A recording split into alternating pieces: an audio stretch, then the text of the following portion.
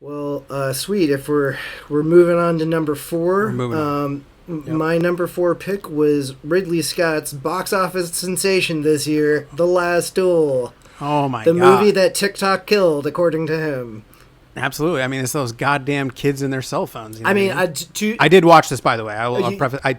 I saw it, but I did not put it on. Oh, okay, gotcha. Well, to be honest, I almost as a litmus test, I was watching. I watched like 2/3 of it, and then I was trying to finish the last. Like I watched the first 2/3 by myself, and then I was trying to finish it later, and I was trying to see if my brother wanted to watch it, and you know, like, true to form, he was like, all right, yeah, this is fucking boring, and kind of ended up zoning out until the fight scenes and everything. So I don't know, maybe there is. This is another. By the way, another made Ash watch it under protest. Yeah, did she have kind of the same reaction and everything? She was like, oh my god, dude. She's like rolling around on the floor, just in pain. Hey man, I get it. And you know, usually, once again, don't usually go for like knights and swords and honestly, Ridley Scott movies, like he's a director that I like a lot of times, but a lot of his like biggest hits aren't really things that like super connected with me. Like they're movies that I like, but not ones I revisit a lot. So I was surprised how. House of Gucci. I connected Oh with man, that. I want to House of hear Gucci your big take time. on House of Gucci. Oh my god, we'll get there. We'll get there. Okay. We'll get there. Well, also kudos to the dude for being, what is he, 84 now, and he's came out with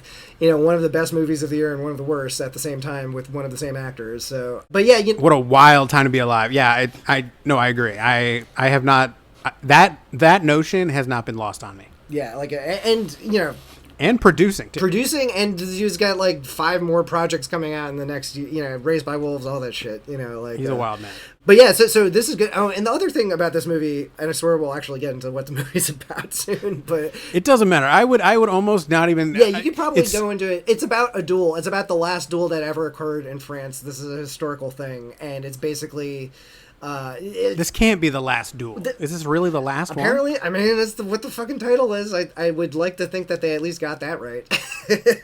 I think Who so. knows? It's set pretty far in the past, though. So, like, maybe, like, the last...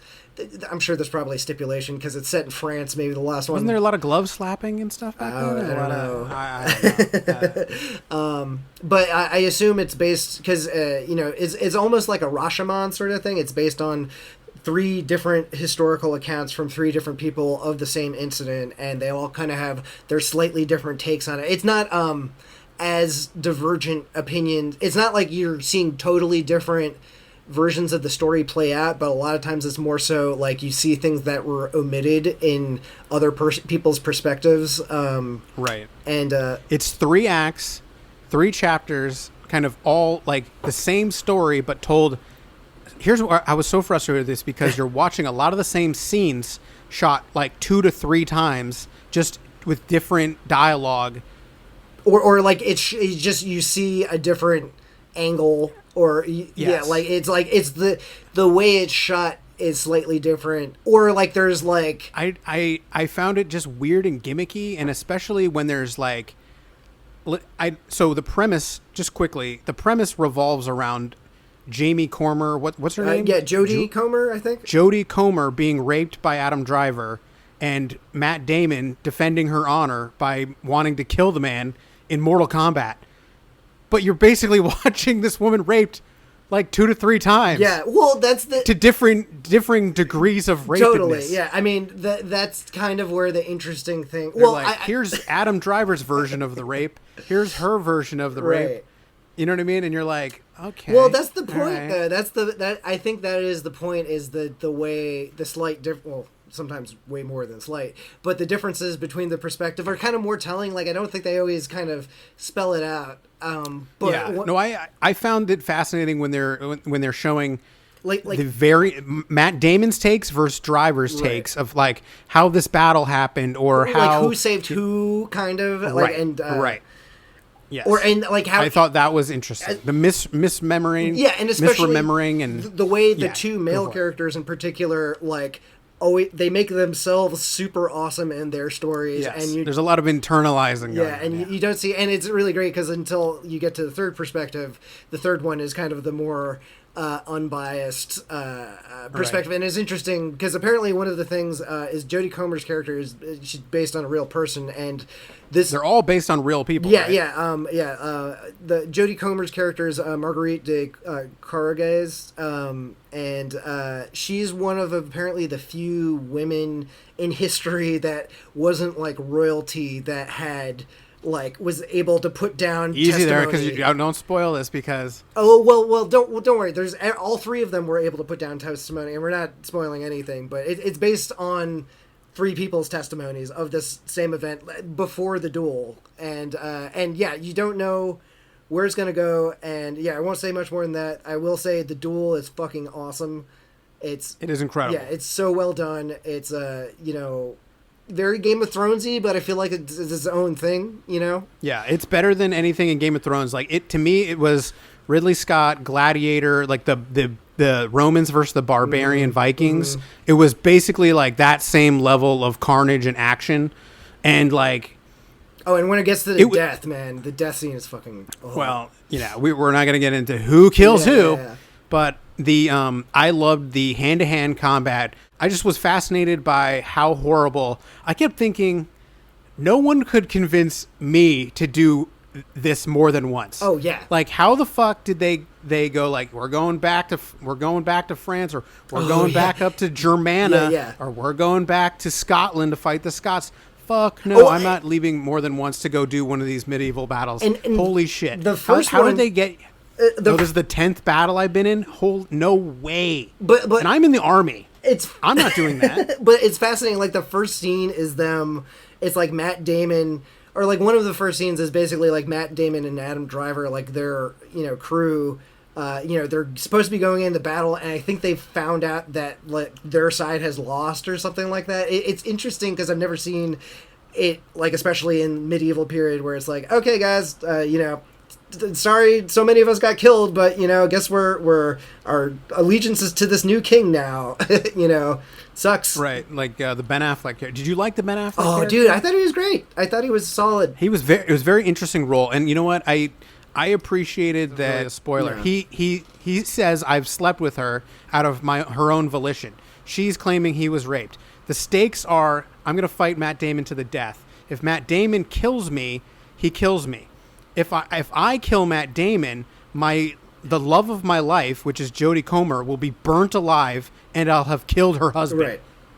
That's the stakes. Well, it's also it's back in the day. That's one of the fascinating parts. Is they're well, clearly whoever wins has been ordained by God as the true, the giver of truth. So there's a lot of good science, how you can't get pregnant if you're raped. Oh yeah, exactly. Remember there's a great scene where the council of priests are interrogating her Did you enjoy it or any of that? Did you enjoy the rape? Yeah. Because if you enjoyed it or you become pregnant, then it wasn't really. Or were you wearing? Everyone knows that. That's science. It's one of those things that it makes this really, really old school story a little bit more relevant for today and stuff. And it's just interesting to see what a duel entails. When the laying down of the glove, and they have to do this weird sweepy thing with the cloak when they're presenting things to Ben Affleck. That was wild. Yeah, that was a great cloak sweep. Yeah, a lot of good cloak work in here. Absolutely. And all the acting's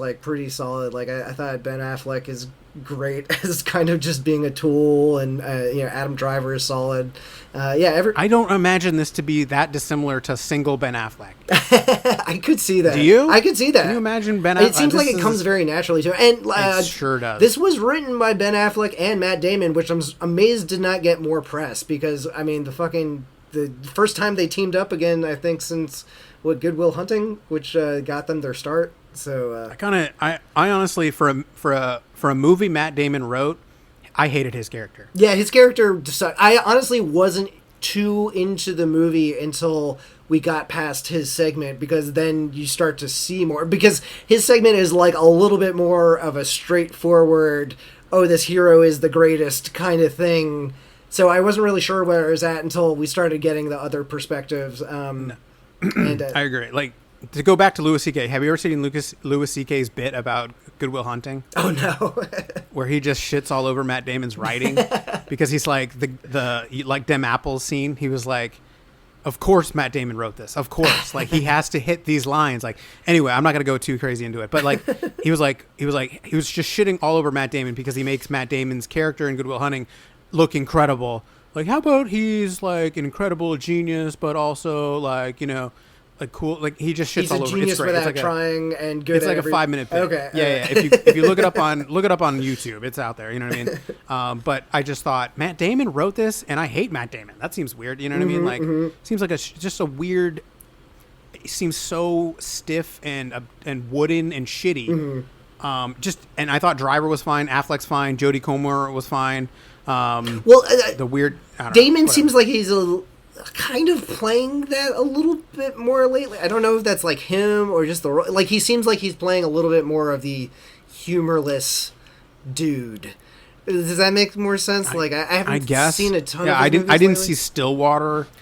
He's not like, which was his other big movie this year. I thought, right? Well, like I can't. For instance, I can't remember the last time Matt Damon had a big role where he had a lot of fun with it. Like I guess he like pops up in a cameo in Deadpool 2. I didn't see Downsizing. Was he fun in that? Not really. That was a weird movie. It's pretty depressing, actually.